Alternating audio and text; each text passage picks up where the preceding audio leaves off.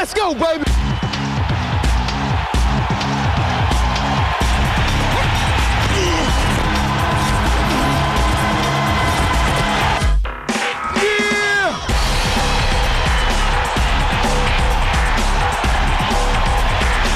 We're almost a month away from training camp in San Antonio, and we have a very special edition of the Blitz on this Sunday night. Bill Jones, along with the voice of the Cowboys, Brad Sham. And we've got the coaching Garretts here as well. Yes, we've got Jason Garrett, the Cowboys offensive coordinator, and tight ends coach John Garrett. Welcome to the Blitz. Thank you. Is it scary, Brad? No, it's the coaching Garretts. They're here. Wow. It's a full house here on the set. But thanks for noticing the tape. Yeah. And, of course, the Garretts, well, of course, Jason returning to the fold with the Cowboys after being a quarterback here in his playing days. But John also an assistant coach on the staff, and their father, this being Father's Day, Jim Garrett, longtime scout for the Cowboys. And so we thought this would be the perfect occasion to bring the Garretts on, and we'll talk about what's going on with the Cowboys, but also about their dad. And Jason, let's just start with you and just getting acclimated back to Valley Ranch. Of course, our studios here at Valley Ranch used to be sort of a part of the weight room in one way or another. They used to keep the rusty weights back here. And they still do, yeah. clearly. Yeah. Another good line by Sham. Thank you. Yeah, the whole place has transformed a little bit. I can remember doing plyometrics or something back here, but you guys have some nice digs here now, don't you? And John, for you, being here at Valley Ranch and being alongside your brother on the coaching staff, that's got to be special. Oh, it really is. Number one, because he's a talented guy and he's really done a great job so far coordinating the offense. But just being part of the Cowboy organization, it's the premier organization in the league, and you can see the excellence from top to bottom. It's been really good. You know, those people who have seen their dad, I always thought that when you looked at Jason, you were looking at Jim. Until I got to be around John a little bit and hear him a little bit, because it's really amazing. And so that would make you Bobby Kennedy, I guess, and Jim would be Joe, and so Judd would be Teddy. Is that the idea? Something like that? I guess. How many coaching brothers are there now?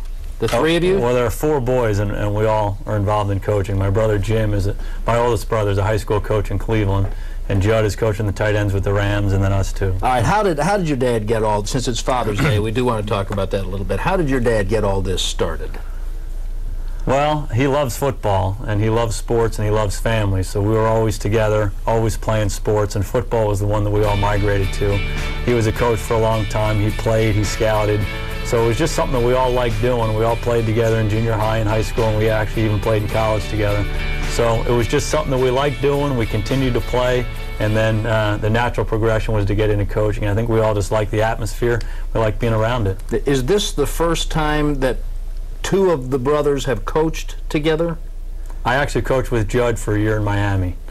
Oh, that's right. He was with you in the Dolphins. Yeah, 2 years ago, before he went to St. Louis last year. So you couldn't get him a job here? Couldn't get him a job. There weren't that many vacancies on the staff, I guess. But John, if you can talk about just the amount of contact that the brothers Garrett have with Dad, because from a distance, I'm sure he's keeping tabs on whatever team that his sons are coaching. Well, I try to talk to him at least once a week, but you can't call him early in the morning because that's when the run occurs. So he gets his jog in every morning. But I just talked to him over the weekend, and he's just a great inspiration. His passion and energy for life and learning and everything he did was a great example for us to pursue his career of coaching. By the way, it's not just football that Jim Garrett loves, and I think all the Garretts inherited this, but I would frequently get training camp lectures from him on baseball, and he would. It was not unusual at all for Jim Garrett to come up while there's a practice going on and say, all right, let's see how smart you are. Who was the greatest left-handed hitter of all time? Does that sound like something you'd heard from your dad? Yeah, it's Babe Ruth. And, right. And if you ever try to argue anything else, he was the greatest player. He tells you about 92 wins, you know, the whole thing. You couldn't throw in Stan Musial or can't even begin the discussion. So, but they're good conversations. We have a lot of back and forth about football, about baseball, and other topics, so it's always fun to be around.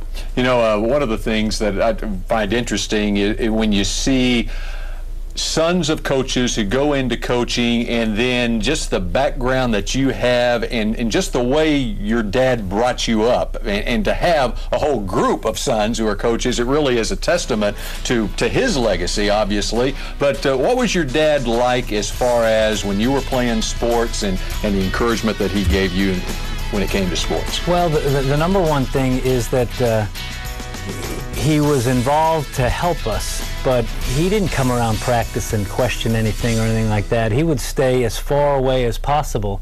And then if we ever had a question, for instance, the greatest memory I have is the testament to how great of a dad he is that I was at Columbia playing, and I had a problem with one coverage, and I just mentioned it to him in passing. The next day, Federal Express package of 12 pages of notes how to attack that coverage. It was he just stopped what he was doing and became the ultimate dad to help his son with something, and I'll never forget that.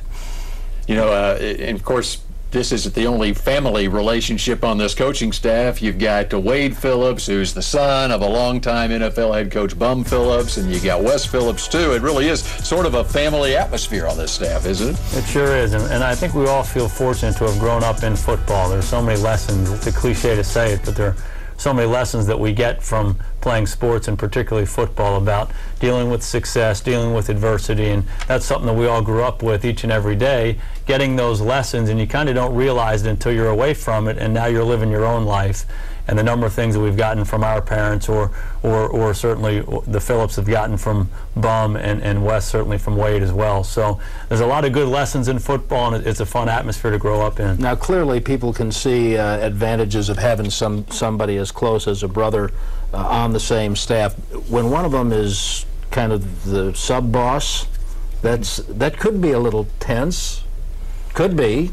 Well, it really isn't, and people have asked me the question, and we've been around it so much, been involved in football, been teammates, been in the same huddle, have talked so much football that, and Jason has done such a great job of setting the atmosphere that we are working together. It's all of us. We are coaching with each other. And I tell people all the time, it's like I'm the receiver and he's the quarterback. Somebody has to call the play, and let's all go do the job. And because, as you mentioned, Wade worked with his dad, was it a little easier? I mean, you knew John, that some of the others might not have known what made John such a good fit for the staff. Was it easier to sell that, do you think? Maybe. It was easy for me to sell it because, first and foremost, I think he's a really good football coach, and he brings a lot to the table. So I know him really, really well. I trust him immensely. But I think that family atmosphere existing on the staff with Wade and Wes certainly helps them understand what I'm talking about when I do bring his name up. But, you know, John's point about us doing it together, I think I learned that as a quarterback more than anywhere else. I mean, we had some great teams here in the 90s, and it was really about a team. And we had star players, but they understood the idea of team, and that's what we're trying to create here with our staff and certainly with our team as well. All right, so you're coordinating an offense that was, what were they, 5th in the NFL last year, 360 yards a game or something like that. So clearly your offense is going to average 400 yards a game and probably be second or third in the league in points, sure. Right? I mean, is that tough to come in and take over a team that sometimes people forget how productive they were offensively for most of the year? It's exciting. It's exciting to have a chance to work with those guys and work with Tony Sperano, one of the coaches on the staff last year, and to kind of grow and continue to build on all the success they've had is really exciting for us. We're going to try to do a lot of the same things they were successful with and bring some of our own things as well. So it'll be a challenge every week, like it is for every guy coaching and playing in the NFL. But we're excited about the guys we have. That was Jim Garrett talking about that. That's exactly right. And as far as John Garrett, tight ends coach, you got some talent to work with at that position. Well, Jason Witten is a phenomenal football player, and such a talent, so versatile. But imagine how good he is, and he's twice the worker and twice the man of character. I mean, he sets the bar as far as work ethic and urgency and tempo. It is just a phenomenal barometer for all the young players and the really good players on the team, just to see how a Pro Bowl works. Pro Bowl player works. I mean, he's just been a joy to coach.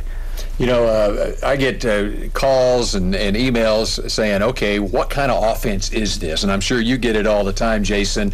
And one of the questions is, what do we call this offense? And I say, well, Jason's the offensive coordinator. We're going to call this the red ball offense. Oh, good. Very good. But what can fans expect to see out of this offense? I mean, does it look more like the Cowboys of the 90s, the Norv Turner type offense? How do you answer that question? Well, people have asked me that question. I think all coaches around the league are trying to do the same thing. If you're an offensive coach or a defensive coach, you're trying to attack the defense or attack the opposing offense. So that's what we're going to try to do, attack it running the football and attack it throwing the football. And a lot of what I believe in most in terms of offensive football comes from my time here in Dallas with Norv, with Ernie Zampese, and how we basically call plays will come from that system. But you know, one of the hardest decisions I had to make in my life was leaving the Cowboys as a player and going to New York.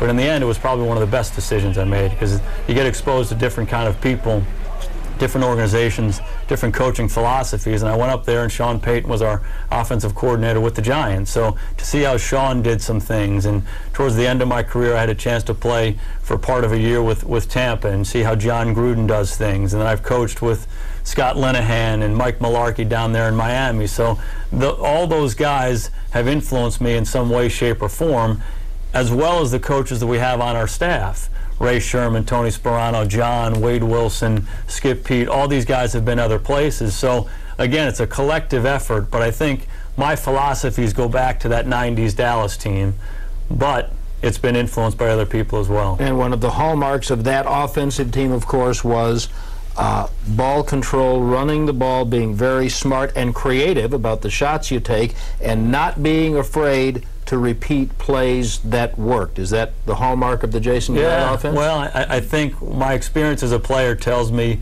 you want to do things that you're good at. And the best teams are good at a lot of things. You know, think about the best basketball players. Michael Jordan had a lot of things he was good at, so he became, you know, this legendary player that he is. So hopefully we're going to get good at a lot of different things and attack the defense that way. We had really good players in the 90s. I mean, Emmitt Smith breaks the huddle, Michael Irvin, Jay Novacek, on and on and on, and number 8's the quarterback. So there's a lot of weapons there. You want to keep it simple. You want to do things that attack the defense play after play with things that you do well. So that's what we're going to try to do. Well, the coaching Garretts, we appreciate you, Jason and John, for joining us here on the Blitz. And I know that you wish a happy Father's Day to Dad, Jim Garrett, out there as well. All right. Thank you. Thank you, fellas. Jason and John. And Brad, we continue on the Blitz here. And the training camp, I mentioned right at the outset, it's just right at a month away now.